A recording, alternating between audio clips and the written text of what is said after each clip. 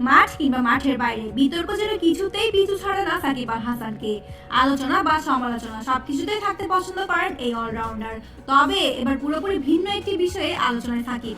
ঘটনা এতদূর গড়িয়েছে যে শেষমেশ স্ট্যাটাস দিতে বাধ্য হয়েছেন সাকিবের স্ত্রী উম্মে হামিদ শিশির। গতকাল বুধবার 14 আগস্ট রাতে হুট করে সামাজিক যোগাযোগ মাধ্যমে সাকিব আল হাসানের বেশ কটি ভিডিও ছড়িয়ে পড়ে, যেখানে সাকিবকে একটি হোটেলে দেখা যায়। এ সময় তার সঙ্গে দেখা যায় বিপিএল এর দল কুমিল্লা ভিক্টোরিয়ান্সের কর্ণধার নাফিসা কামালকে।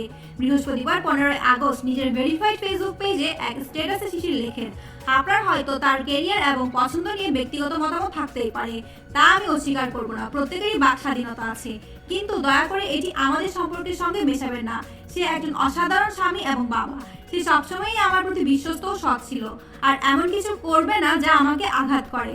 সে এমন মানুষ যে আমার পাশে দাঁড়াতে গিয়ে নিষেধাজ্ঞার মুখে পড়েছিল। নিজেদের ব্যক্তিগত জীবন নিয়ে শিশিরের মন্তব্য, আমি তার বাইরে ঘোরাফেরা নিয়ে সবসময় জানি, আর বেশিরভাগ সময় তার সঙ্গেই থাকি। 13 বছর আগে আমি যে মানুষটির সঙ্গে আলাপ করেছিলাম সে এখনো সে একই মানুষ। জীবনসঙ্গী হিসেবে সে 100-তে 100 পাওয়ার মতো। আর আলহামদুলিল্লাহ আমাদের সুন্দর একটি পরিবার আছে।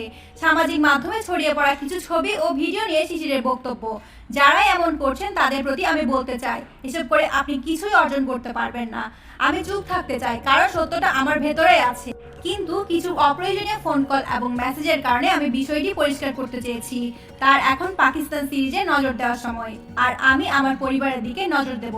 আমরা সবসময়ই টিম হয়েছিলাম, আর তেমনই থাকবো ইনশাল্লাহ। সামাজিক যোগাযোগ মাধ্যমে সাকিবের সঙ্গে থাকা বেশ কিছু ছবি মুছে ফেলা নিয়ে শিশিরের জবাব, আমি আমার কোনো ছবি বা পোস্ট ডিলিট করিনি, কেবল তা প্রাইভেট করেছি।